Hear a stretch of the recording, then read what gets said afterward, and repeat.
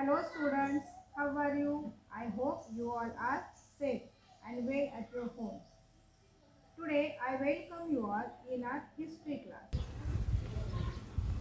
Students, why is history so important for us? Because history gives us a chronological, scientific, and systematic account of past events. Here it means it gives us sequence wise, reliable, and systematical information from beginning to end of past events. This is the definition of history. Four factors are very important for history.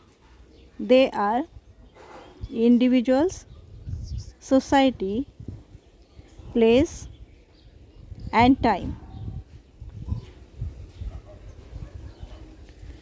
These four factors help us to understand the people and society of particular time and particular place.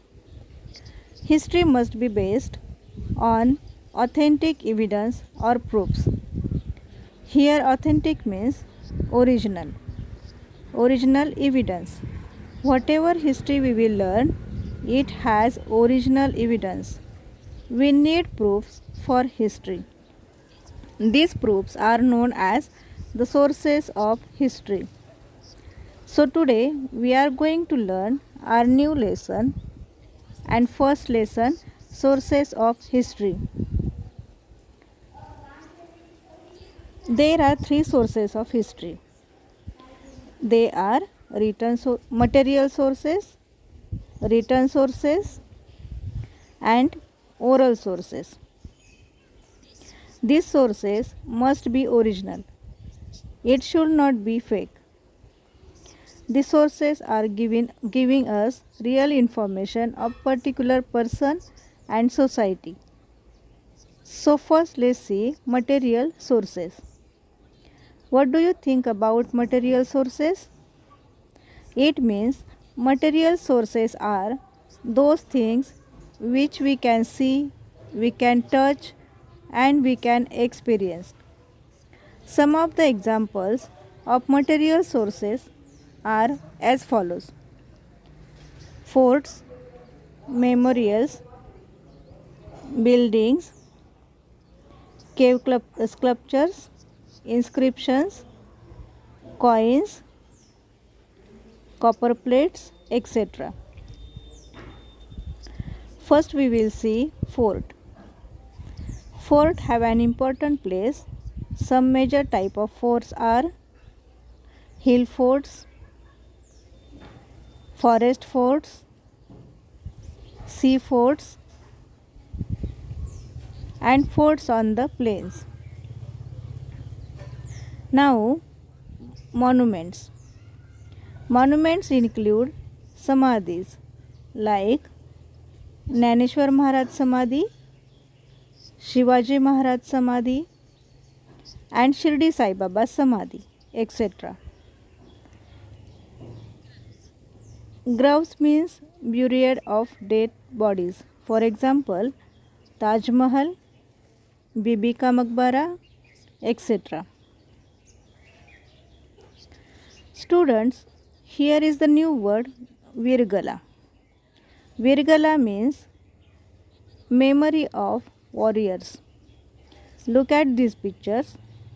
This picture shows us Virgala. It is generally in three parts of stone sculptures. First part shows life of warriors. Second shows events of war. And third part shows that warriors are playing with God. It means they are in heaven. To remember warriors get work, people used to make virgala. In medieval period, these are many virgalas in Maharashtra, except Marathwada and Vidarbha. Next material source is building, like palaces, ministerial mansions, means ministers' large impressive house, queen's quarters like Rani Vasa, Hawa Mahal, and houses of common people. Through these buildings, we come to know about the development of architecture, economic condition, quality of art, people's standard of living in that particular period.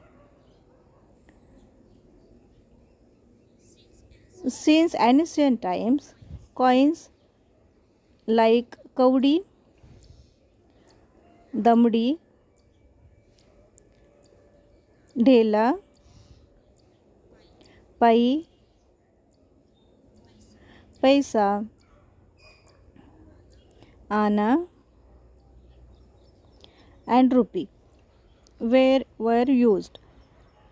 The coins made by different rulers, they used metals like gold, silver, and copper are important sources of history.